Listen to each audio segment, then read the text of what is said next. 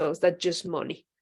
I think love and prosperity kind of opens the door more, more, just not just money. Money is like a bucket or a way that we experience abundance. But love and prosperity is like, I don't know, obviously we see everything with love. In theory, we should have everything in return. So yeah, that's been my experience. Yeah. And Anna's also Mexican, so probably I did have some kind of connection with Mexico. So who knows? So thank you. So I'm going to do a very quick presentation so that you can see my thinking about how we create reality. And a lot of my thinking around reality has come from the studying with actually the release technique. Yeah, the release technique is, I joined the release technique, Lester Levinson School with Larry Crane in 2012. When I was having a lot of panic attacks, like that was in London, I started my own company. And I mean, because I suddenly had to make money and if I didn't do anything, nothing would happen. A lot of panic attacks started happening. And then the release technique was very good with energy healing, almost like EFT, but deeper. And what I found very fascinating with the release technique is that a lot of people manifested a lot of money. And this is why I said, I am going to commit, and I would always create the money to go to their retreats and to be on their courses. And their courses weren't cheap. They were like 5,000 or something for 3 courses, and I would always manifest the money. But having said that, the creation is already done game is a synthesis of all the teachings that I've been studying with many different schools, and how I basically applied into my life and how I saw it work when Ellen and I also created the appreciation game. And one of the main things is around growth and personal development is that there's a big element of self-sabotage. And this is why we created an accountability element that works together with a group and then works together with fun, playful games in order to grow into this new aspect of yourself. And so if you go there, so basically the appreciation game had that very strongly. We had accountability, we had constellations, but in this game, we will be literally constellating the chapters of the Science of Getting Rich, which is really a book that talks about creating from the field. So whatever they say, when they say formless substance, they're talking about the field. And they also give you the formula, which is gratitude. They call it gratitude. Abraham calls it appreciation. They call it gratitude is the only way to connect and create a bridge from the 5th dimension to the 3rd dimension. So really, we know that, but really, really understanding the teachings will give you a very different take of why you're not manifesting. In the creation is already done game, my download was I need to teach the way that I do releasing. So when I release, I combine it with faster EFT and I combine it with mini constellations. And it's really fun. And I want to create a library of recordings so that people can release on different themes. And because there's many themes that we can get stuck into. And more importantly, after every constellation, you will have new insights. And when you have the new insights, you will want to embody them. And so we will give, and you can come up with playful ways to embody these new insights so that you grow into a higher consciousness.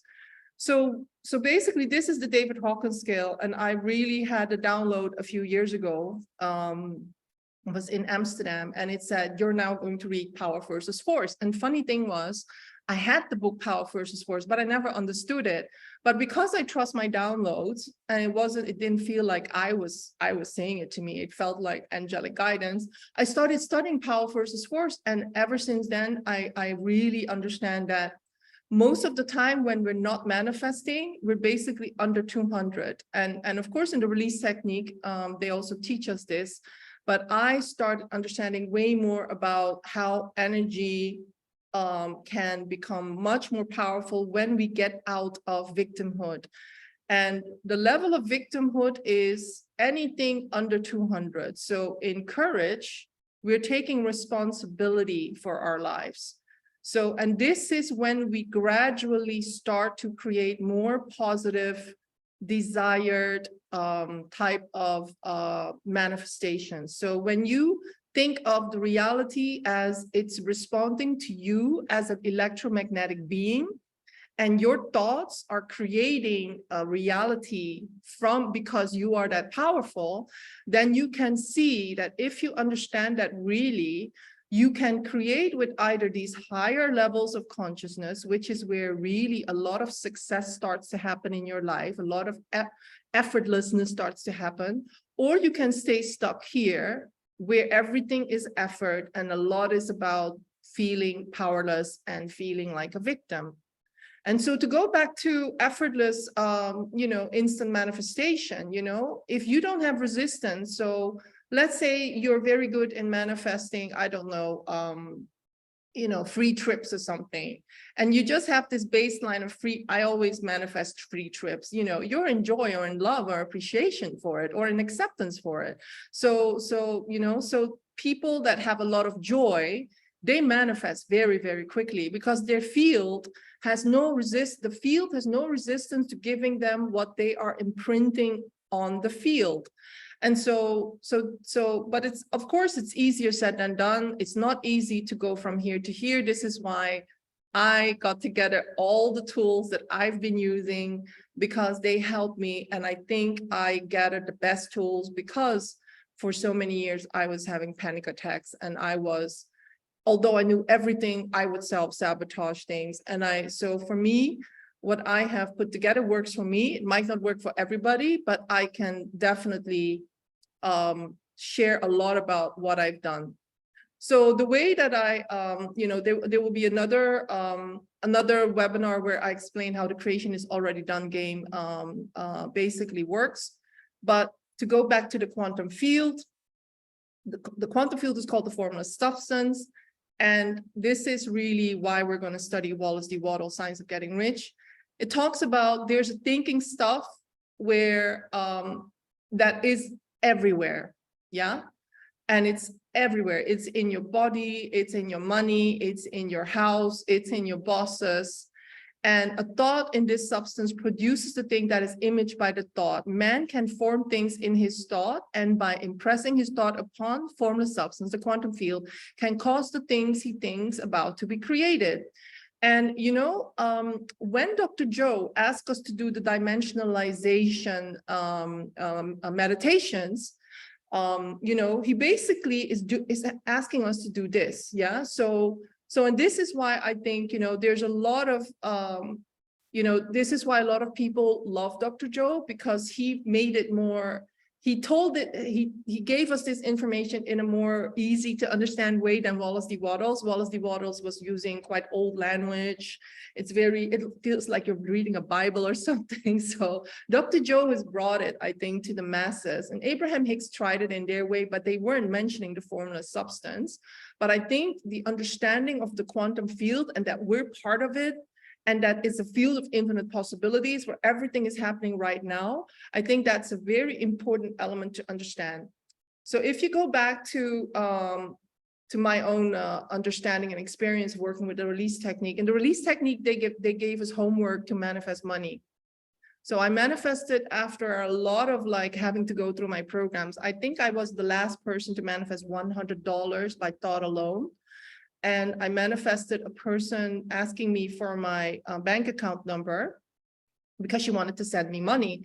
And so that was for me the first proof that I can affect matter without telling people, without asking people. If I have a thought, the universe or the field will find a way to give me the money. So of course, after I manifested 100, I went to a much higher number, literally a number that would give me financial freedom. And that I manifested that within I think 6 months or so, maybe even 3 months. It wasn't a long time.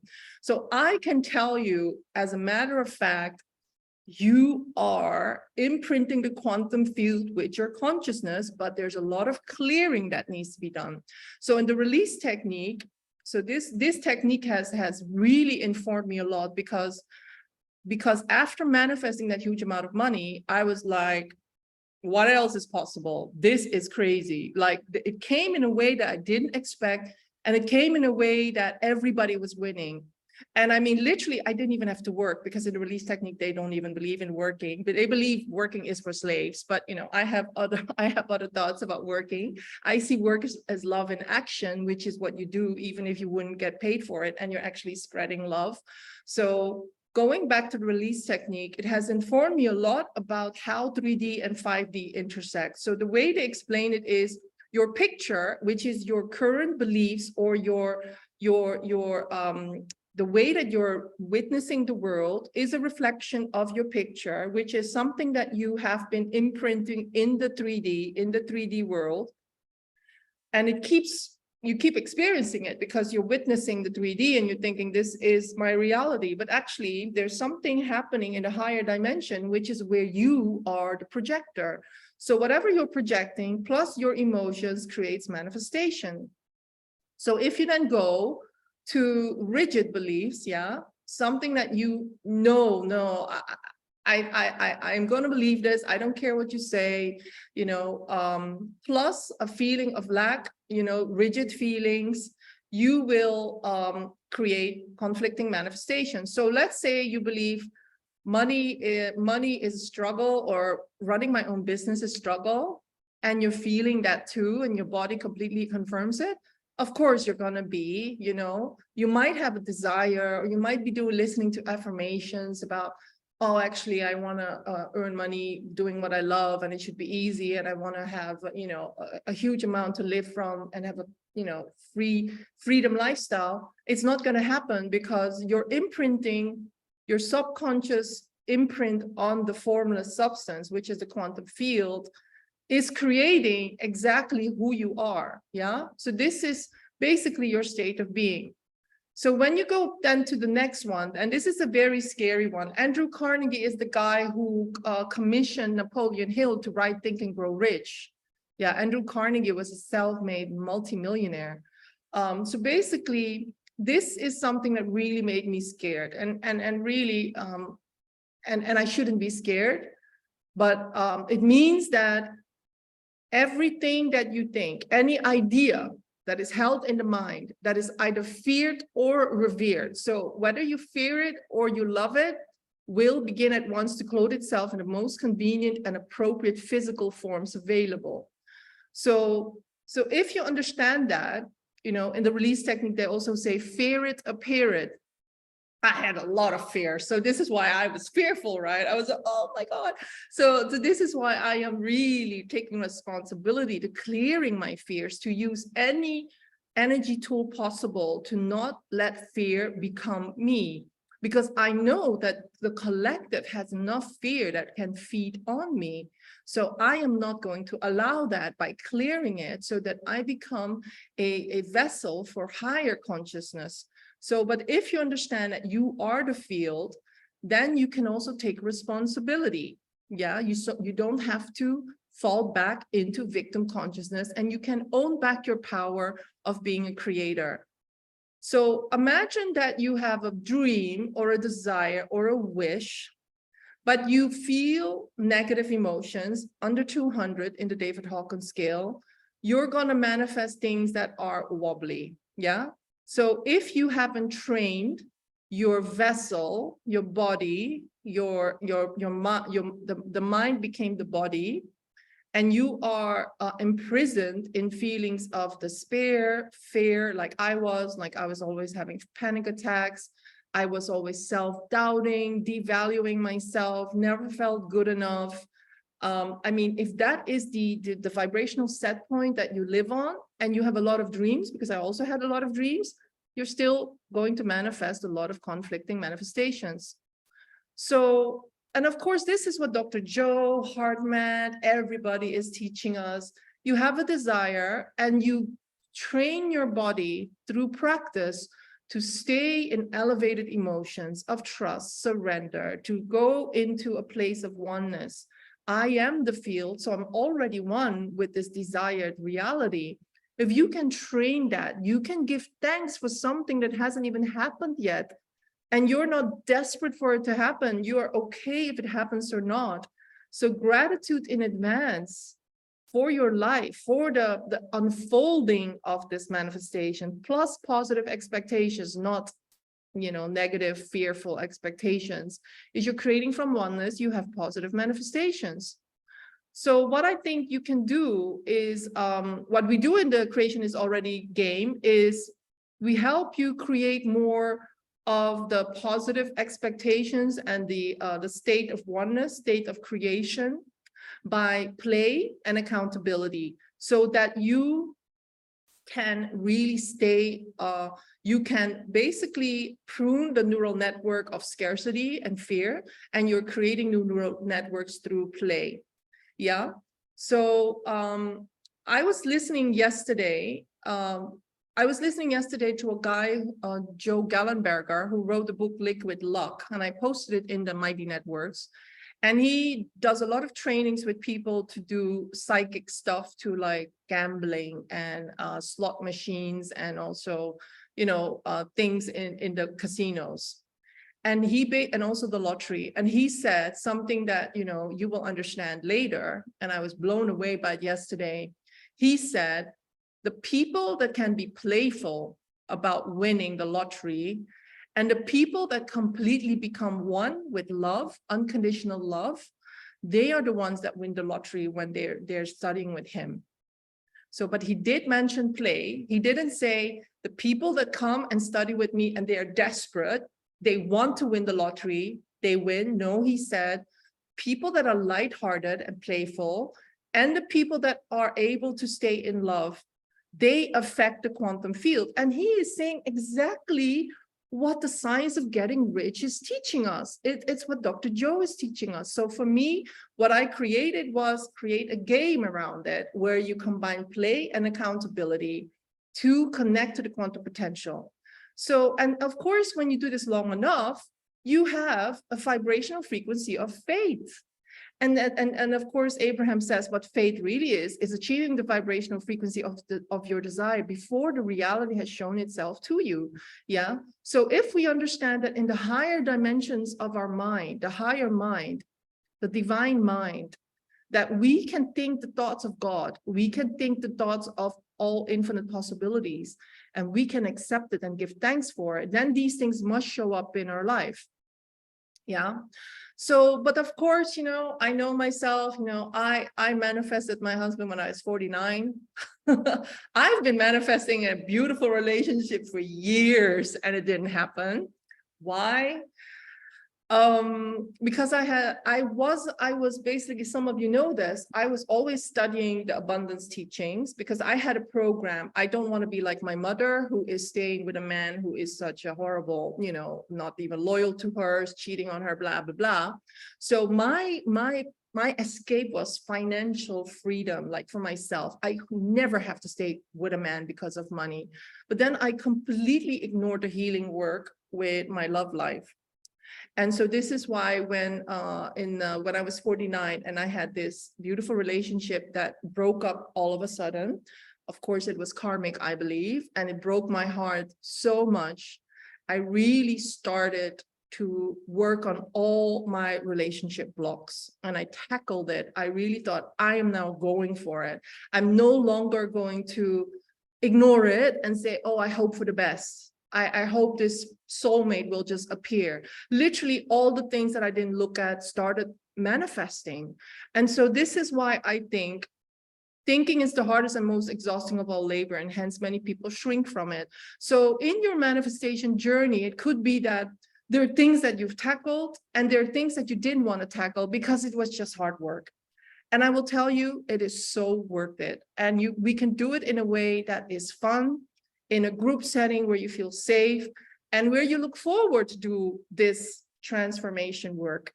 Yeah. So I myself don't really believe in the cathartic stuff. There's a lot of stuff where we can work with the field in such a way that after every constellation, you actually feel better. Yeah. So, and I think it was Bruce Lipton, one of my friends, Dr. Joe friends, he said, no, maybe it was Bruce Lipton or it was Michael Bedard-Beckwith. He said, 99% of people are living in victim consciousness.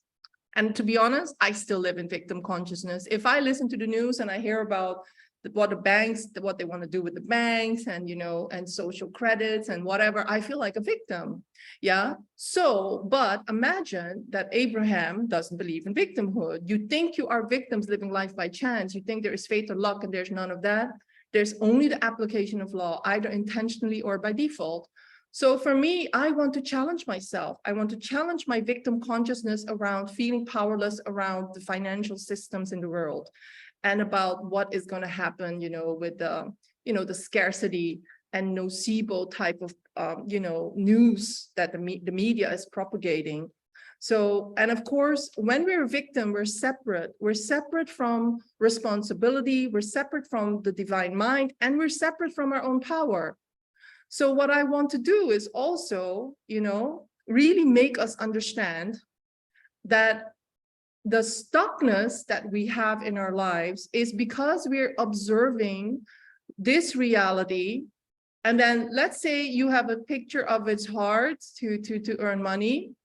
And then the picture creates a negative emotion and the separation and lack. And yet all these other people have a lot of money and are having fun, but not me. And then you are in a trance. Yeah, you have this almost virtual reality goggles on. You're only seeing what you're projecting. Everybody's having their own virtual reality goggles on. And this 3D reality, which is caused by this picture, is that informing the picture. So you cannot see beyond the appearances. So this is living in this, the illusion of appearances and separation. Yeah, Michael Bernard Beckwith talks about it a lot. When you study the science of getting rich, you start to understand that all of us are in some way stuck in the illusion of separation and appearances. We think that the only thing that is real is what we see here, and it's a prison of the 5 senses. It became a prison. So what we're going to do by playing the game that I devised is we turn it around. You need to let your desired manifestation create a picture. You need to train yourself by studying the laws, like very genuinely studying the laws and really, you know, embracing it in your life and feeling blessed by the laws in your life. When you do that, you will create pictures that are not here yet, but you believe in them and you nurture them even before they happen. You feel grateful for them. And guess what will happen? Your desired picture will become your reality. Yeah. And all of us know this. This is your inner reality guides you. Your inner reality is a download from your future that you're living now. And you are it. You're creating from oneness. You're not creating as a person that is separate from the field.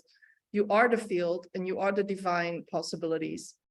So what happens in life? So this is, of course, it's living in a state of survival. I actually have, of course, I lived in a lot of state of survival, especially in my relationships, because I was ignoring the healing work that I had to do because it was too hard work. I was actually rather single than having to do the work because it was, you know, so what you guys have with jobs, I had with dating. I was like, oh my God, if I start dating, I felt sick already, you know, just having to think about dating, I felt sick.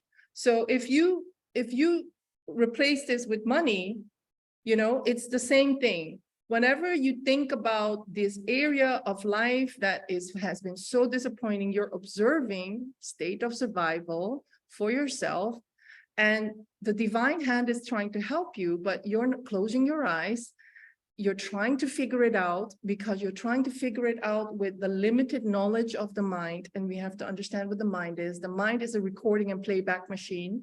There's not a lot of information in the mind. If you haven't achieved the goals that you have, your mind doesn't have the answers. So this is a teaching of the release technique. And also, when then we want to come to the upper echelons of the dimensional infinite knowledge or higher mind that we can have access to, we don't know how. We feel crushed by it.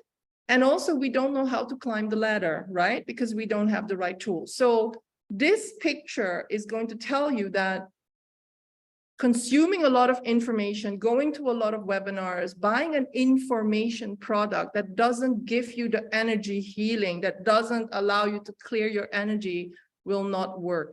I've done all of it. I have libraries of books. I went to all the courses, yeah?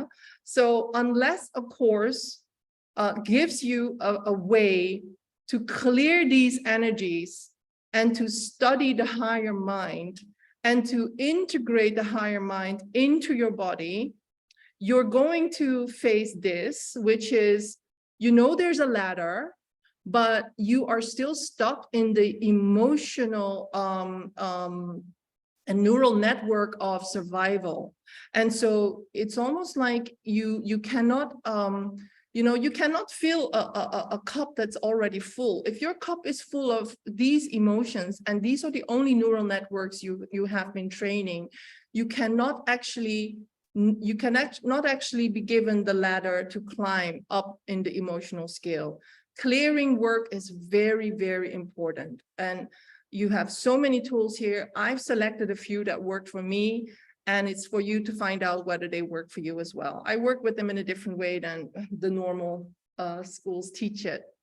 So, so what we do in the constellations and what we do in the game is, in the constellation specifically, we bring in new elements of yourself. New elements of yourself that you haven't connected to yet, or maybe you've been trying to connect, but you haven't integrated them in your energy consciousness and your ways of being. So we bring in something like your money, love and prosperity consciousness. We bring in your future self, we bring in maybe soul purpose, or we bring in other elements that could help you. And by doing that, we are really clearing these lower energy consciousness by releasing trapped emotions, and also more importantly, by giving you a choice. Yeah, if you see in a constellation that you're turning your back to money, or your money is entangled with some kind of limiting belief, then when you stop the constellation, you have a choice. There's a choice for you then to say, am I going to let this limiting belief win? Or am I going to actually clear it by really becoming the butterfly in a cocoon, so that I can cross the river of change and I can really nurture the future self that I don't want to know, I no longer want to separate myself from. So, and of course, as I said, when we do the constellations, you have a big insight, and then during the week, you have to design a game, or the field will give you an idea for a game that you can play, so that you are integrating these new elements, new characteristics of living in a state of creation into your life, and possibly also into your job or your business or whatever you want to create. Yeah. And so it is about playful changes and accountability. That is what we're going to do in the game. So, so what do we find when we do constellations? If there's a heavy component in the constellations, I want you to know that often it will be your body feeling completely engulfed in the family consciousness, or the pendulum of the collective, where there's always lack, there's always struggle, there's always self-doubt, and that which always leads to self-sabotage, or there's split intentions. So what we then do, we bring in these new elements of the higher mind, of the future potential that you're hoping for, you're intending for. And then we see that what we then see unfolding is you having to make a choice. And we are never forcing you, because in constellations work, it's about a soul movement. And a soul movement takes time, but it's up to you. So I, as a facilitator, cannot coerce you, I cannot force you, but what I can do is show you the choices that you're making in the moment as you are witnessing yourself being entangled to the family drama or a limiting belief, or having to take care of, you know, a part of you that may feel safer not being successful, that may feel safer not having money. Yeah. So this is really the clarity that constellations can give. So I just want to make you aware that sometimes money can show up being here. So when money shows up as very heavy, it means that your money is really entangled with some kind of family issue or some kind of event. And then we have to do other things. Yeah. So, but I have enough tools in my toolbox that I can help any constellation come to a, you know, good, resolution. So again, accountability is a big part of the creation is already done game, because what I noticed that people that do money constellations, if they don't have accountability and they go back to the old self, nothing really changes. Yeah. So, but when they do really commit to change and they change things, things start to happen. So for instance, in my money constellation, and Anna Valesi was there, in my money constellation, a part of me that my future self is very connected to said, I would love to actually be more structured in my life. And another part of me was like, no, but I don't want structure. I want freedom. So there was an inner conflict there. But and my money was saying to me, you're not including me in your life or your healing work. And I said, yeah, I haven't chosen my healing work. I actually want to make money as a trader. You know, why should I make money as a healer? Because it's so hard work. Yeah. But then after I saw that in the constellation, I made two adjustments. And I started saying to money for my healing work, this healer pendulum that we cannot receive money and be thriving as healers, that has to go, because that is coming from the program. That is coming from the old ways that healers were, you know, were targeted or were working for churches and spiritual religions so that they couldn't earn money. That has to go. And my money wants to come to me for my healing work. So I accepted it. And I started really allowing that money that for the healing work to be in my body. And I also knew if I wasn't going to do that, then I couldn't teach this. If I am going to stay stuck with money as a healer, I cannot teach this. So, and this is also why I had to charge money, because if I don't charge money, then what is the sign I'm giving to the quantum field? Yeah. So there's this tendency of healers or people that are doing spiritual work to actually feel, oh, you know, can I actually even charge for this? So this is why the accountability comes in.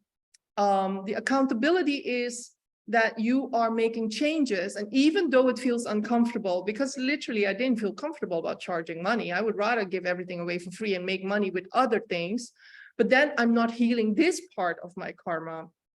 And so the accountability is that you are going to pronounce to the group that is in a closed forum, this is my accountability. Although I feel uncomfortable about charging money for healing work, I'm going to do it. And and this accountability has a ripple effect, because if you look at accountability, it doesn't sound nice, but it gives you freedom. And so basically, if you're not making yourself accountable, then we just start making excuses. I didn't want to do that. And of course, if you don't have accountability, you become somebody who is just wishing. You're not somebody who's changing his life by taking action. And you basically abandon your future quantum potential, and you're not embodying the future potential in the daily now through actions. So again, you're betraying your quantum potential. Yeah.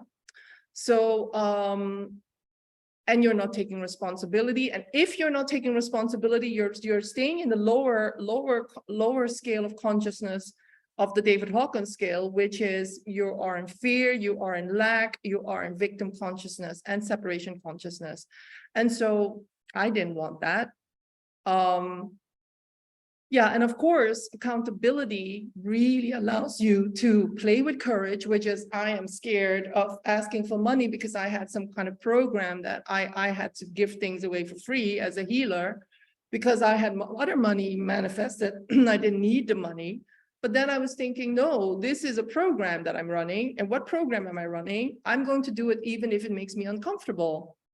And so there's courage involved, which is you take responsibility for the limiting belief and you don't let the limiting belief stop you. And then on the other side of the limit, you know, the accountability is freedom. And this is what I'm living now. And I hope that this inspires you, because I want to be open about the pendulum that is out there, where we actually do feel a lot of fear around healing work or coaching work. Yeah, I see it with a lot of light workers, and I really feel there's something that we need to do there. So Napoleon Hill said, big pay, little responsibility, or circumstances seldom found together. Yeah, and so responsibility is, of course, you do things in a playful way, even if your program says it's not safe, and you do it in an accountable setting. And Bob Proctor, accountability is the glue that ties commitment to results. So once we start studying the science of getting rich, you know, we're going to understand that your job, your money, your business is not the source of your supply. So all these teachings are going back to one source of supply, and that is the infinite source of supply, which is the divine or the field. So God is the source of your supplies, not your business, it's not your job.